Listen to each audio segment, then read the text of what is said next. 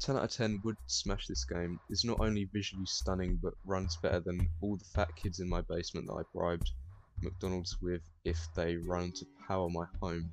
Okay.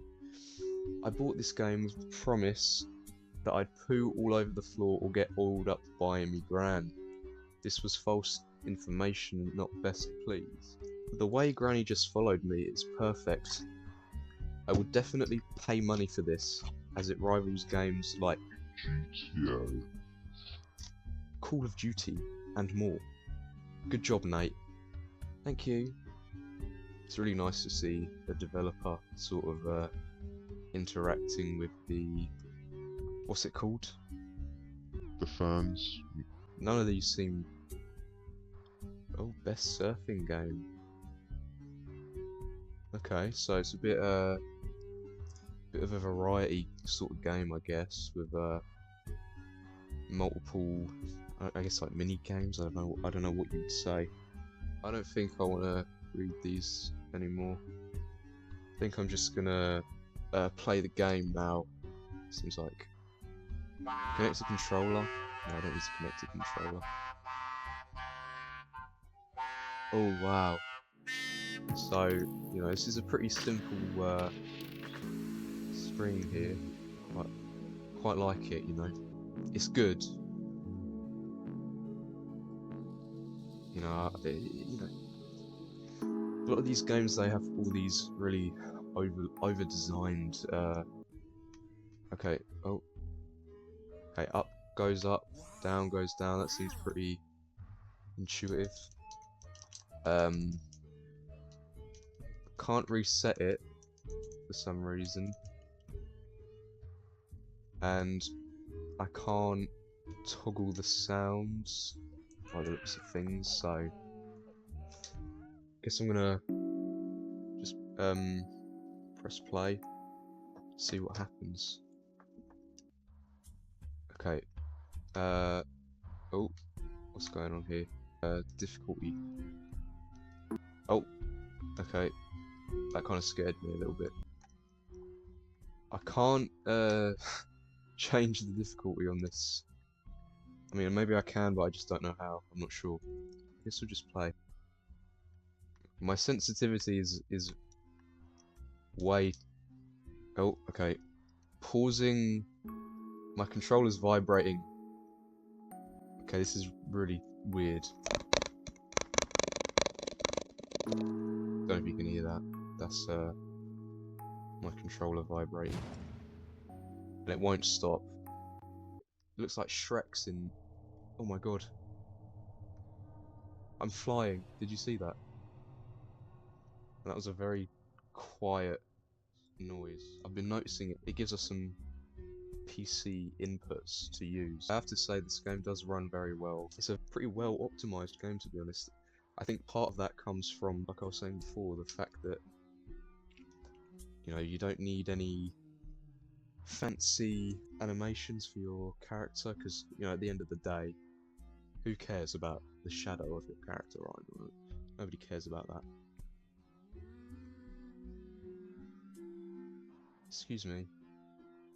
Okay, so that was the scary noise that I heard, or something similar to that. So I think that is her, but we're going to try out this strategy now of escaping the house. And yeah, it does work by the looks of things. Anyway, so Shrek is in the grandma's mouth down there. Yeah, quite scary. I'm not sure if we can actually leave this house. I don't think we can. I think this game is just running around and not being caught, which, to be fair to the developer, it did say in the description of this game that that's what it was, so I can't really criticize that.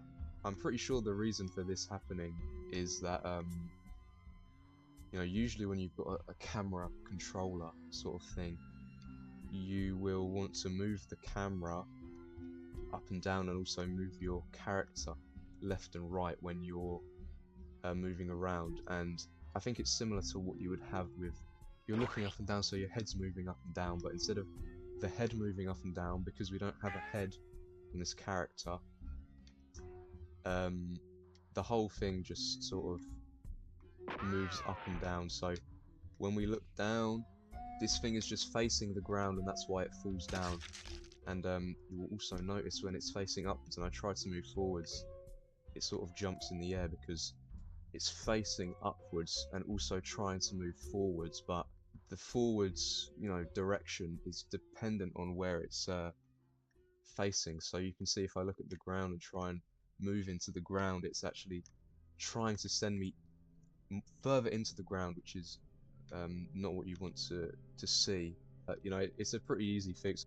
When you have a mesh like this, you can just go into the properties of the thing. I can't remember what it's called, and you can sort of lock the rotation. It's X or Z or Z, however you want to say it. But, oh my lord, I'm flying. So, developer, if you're watching this, I know it's probably an intentional feature because, this game is a work of art, and all flaws in art are to be embraced. I wholeheartedly believe that, but I'm just saying, on the off chance that maybe you feel as though you could make an improvement to this game, that would maybe be one thing I would suggest. I'm sure the developer of this game must have spent quite a long time learning how to model, and probably designing this character took quite a while. It's kind of an iconic looking character. I can see this definitely being a big contender for all these Dead by Daylight sort of games where you have crossovers from horror characters and things like that. It's honestly, you need to be quiet because you're talking, and whatever it is you're doing is putting me off. I'm trying to speak, okay? It's kind of annoying, and you can't even fit through that door anymore. Look at you. I mean, I don't know how you managed before, but it looks like that boat is holding you. Oh my god. Okay, I'm sorry. This is kind of a creepy AI, to be honest. Sometimes it just randomly stops, and I like that about, it's kind of when you've got the enemy just chasing you around all the time, it can get a little bit old, and stale and very boring. One of the things I really like about October is that there's a big emphasis on horror games, and I absolutely love horror games.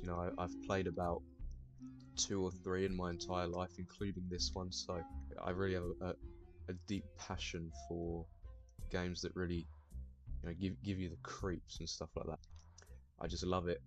I might have nightmares tonight thanks to this. Yeah, so let's try and press escape on my keyboard and see if it works. Yeah, that's not great. So yeah, this is okay. I really want to do an in-depth analysis of this now because I find this quite interesting. So it looks like what they've done here is they've just sort of, you press on the settings button and then there is a camera set up somewhere random in the world. I mean, this is just the default Unity skybox sort of thing, so you could argue there's hidden meaning to that as well. I mean, this game is just full of lore, and you might ask yourself, why did they not bother to add some sort of image or even just a black screen? Well, I think this is meant to signify the isolation that Boat Granny feels. I mean, there's a lot of, sorry, the Boat Grandma. I shouldn't call her Boat Granny, that's too close to another completely separate intellectual property, but this game, really, I think I've cracked the code just now as I was speaking. This game is called The Boat Grandma, right? This is obviously about a grandmother who loved her family. She would always bake them cookies and buy them sweets and give them money, typical grandma things, but she loved to sail.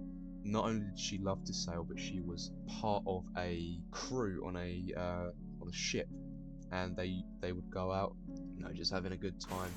But one day, as they were sailing along, you know, as a crew, as a group, something very sad happened, and they got caught in a storm, and all of all of the boat grandma's friends were killed, and the boat grandma, she was injured terribly. She was concussed. She was, you know, limbs broken, and, you know, arms completely paralyzed, which is why you see in the game her arms are actually stuck in this position. The only thing she can move are...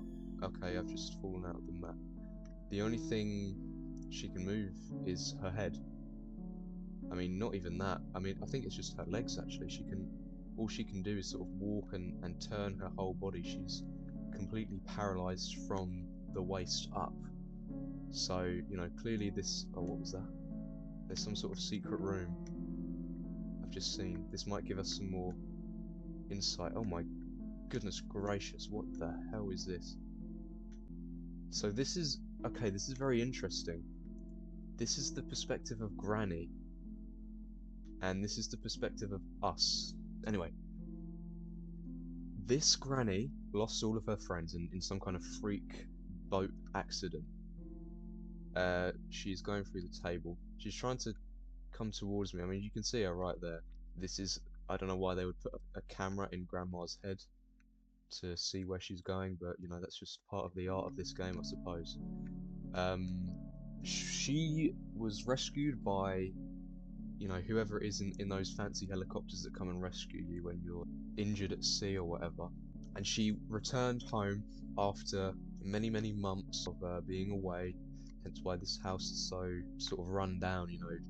The family came here to visit her, tried to see if she was here. They tried to contact her on the phone, but of course nothing. You don't have any signal out in the sea, and there's no electricity either, because Grandma, she's old-fashioned. She doesn't like the solar panels and the green energy, so she thought they would take a bunch of coal and wood and burn it for energy, but of course that runs out eventually. You know, it's a finite resource, you know. This game is really trying to tell us a lot about not only the dangers of sailing on the sea and the importance of family, but also the importance of innovation and green energy and all this kind of thing. You know, this is truly an important cultural game, I would say. Anyway, after she returned home, she went crazy. You know, all her friends had died. Her house was in such a state, and of course the brain damage from the storm didn't help.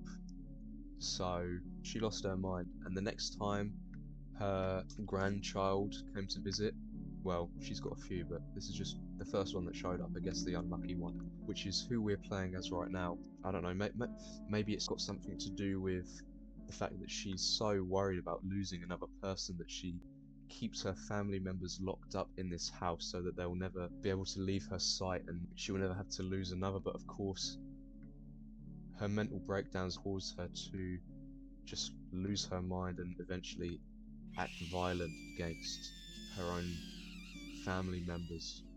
I really don't know. This is all just speculation, but, you know, given what we've been told in this game, it seems quite plausible. And the reason why she keeps a miniature model of the boat on her is because she feels as though by wearing the boat, she's also wearing the souls and spirits of all of her lost friends. It's very emotional, honestly, and sad as well.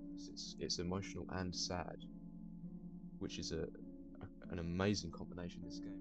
It's just a camera in the middle of nowhere. There's nothing around, and that is how the boat grandma feels inside. In her mind, this is where she is. She is the camera in the middle of the default Unity 3D skybox. So yeah, I'm pretty sure I've solved the game, the mystery of the game. So I think that's all I can really get out of this game. I mean, there might be some other secrets. I mean, it does make me wonder. Oh my lord, that was kind of scary. It does make me wonder why there are two screens in that little secret area. Why is it locked off to the world? I want to say with complete sincerity that, you know, you should carry on. You should carry on with this game. You should make it into something that you can be proud of. And I mean, changing the world is a pretty complicated dream to have, but I wouldn't say it's a bad one. And you know, people have done it before. Turn this into something great. You know, turn this into something people can actually write 5-star reviews about, that don't talk about busting in their pants and poking pumpkin pies or whatever. You know, I'm gonna add my very own review. I'm gonna